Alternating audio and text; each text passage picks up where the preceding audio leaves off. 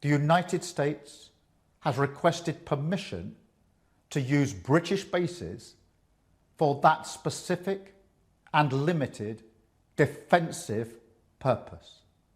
Yesterday, I spoke to you about the situation in the Gulf and explained that the United Kingdom was not involved in the strikes on Iran. That remains the case. Over the last 2 days, Iran has launched sustained attacks across the region at countries who did not attack them. They've hit airports and hotels where British citizens are staying. This is clearly a dangerous situation. We have at least 200,000 British citizens in the region, residents, families on holiday, and those in transit. I ask all our people in the region to please register your presence and follow Foreign Office travel advice. I know this is a deeply worrying time, and we will continue to do all we can to support you.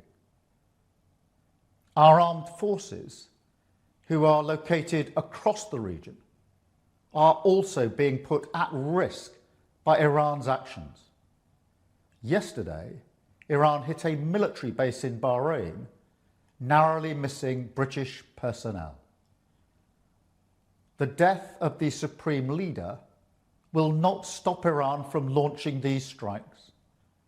Their approach is becoming even more reckless and more dangerous to civilians.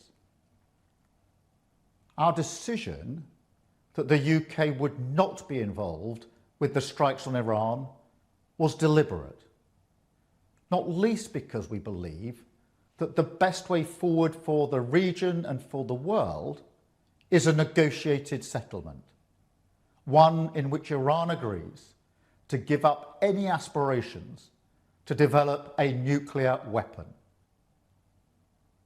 But Iran is striking British interests nonetheless and putting British people at huge risk, along with our allies across the region. That is the situation we face today. Our partners in the Gulf have asked us to do more to defend them, and it is my duty to protect British lives. We have British jets in the air as part of coordinated defensive operations, which have already successfully intercepted Iranian strikes. But the only way to stop the threat is to destroy the missiles at source, in their storage depots, or the launchers which are used to fire the missiles. The United States has requested permission to use British bases for that specific and limited defensive purpose. We have taken the decision to accept this request to prevent Iran firing missiles across the region, killing innocent civilians, putting British lives at risk, and hitting countries that have not been involved. The basis of our decision is the collective self-defence of long-standing friends and allies and protecting British lives.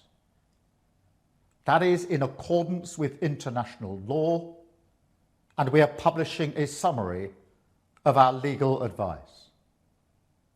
We are not joining these strikes, but we will continue with our defensive actions in the region. And we will also bring experts from Ukraine together with our own experts to help Gulf partners shoot down Iranian drones attacking them.